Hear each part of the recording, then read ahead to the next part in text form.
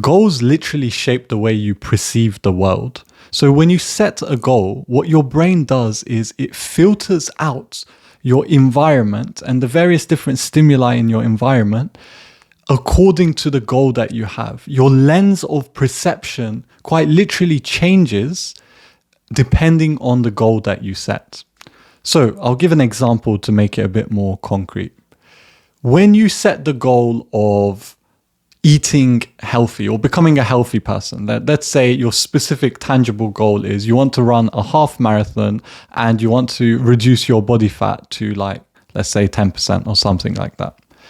And so what happens when you set this goal is you see things. So you might see like a cake, for example. You see a cake and your brain will filter, like, literally you'll see the cake and the way you perceive it will be different because of your goal. So because you have this goal of running this half marathon, you will not view that cake as a viable option. Whether it's positive or negative depends on the goal that you have.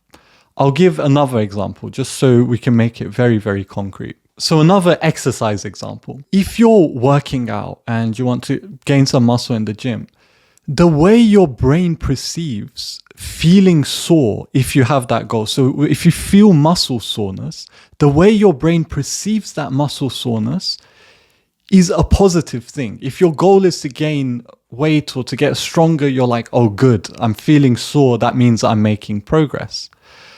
And if you don't have that goal, let's say you have the goal of just being comfortable, or you're not even thinking about a goal, so you default to the state of just kind of hedonism and pleasure seeking.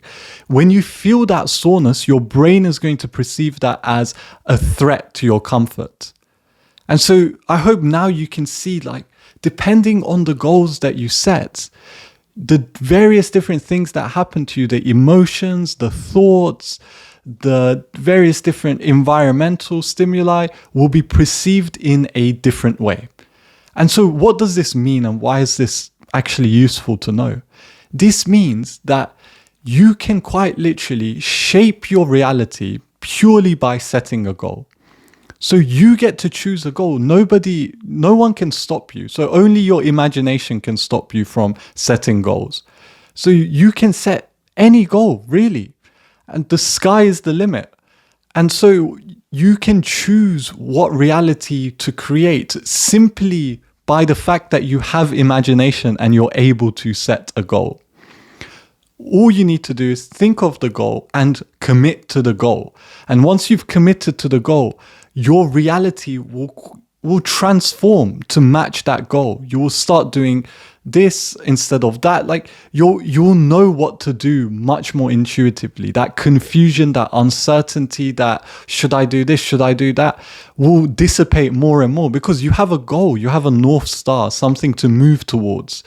The actions that you're taking are either in service of the goal or they're not in service of the goal. It's quite simple, and it's usually quite self-explanatory or intuitively obvious whether something is helpful or harmful to a specific goal. It's very rare cases where you're actually unsure if this is going to contribute to your goal or not. And so, again, this means you can set a goal and you can transform your reality. Your goal can be like a North Star, or almost like it's like a rubber band effect. So you set the goal, you pull the rubber band to where you are, and just depending on where the goal is, when you let go, you get like flung into that direction. So your goal will propel you into the type of life that you want to live. But goals alone aren't enough to make this transformation. You can set the goal, and the goal is the first step. But then you have to ask yourself the question, what type of person achieves these goals? And this is where identity comes in also as a strong, basically the foundational component of shaping your reality. Your identity determines your reality. And your goals, the goals that you achieve, are actually a byproduct of your identity. But your brain first starts with a goal. So you say, I want to open a successful business. and you say, I want to make X amount of money per month. What happens here is you've set the goal. The goal is easier to set. But then you don't just go chasing the goal as you are now. The person you are now quite literally wouldn't be able to achieve that goal. You are not capable of achieving that goal. You must become someone new. So once you've identified the goal and you've created that North Star, you must rewire your identity and your body and your mind to become someone who achieves that goal as a byproduct of just living. So your identity is the foundation, it's the cause, and the goal is just a natural effect. Or you achieve the goal, so you achieve that business goal just by being this type of person. So you ask yourself, what type of person achieves that goal?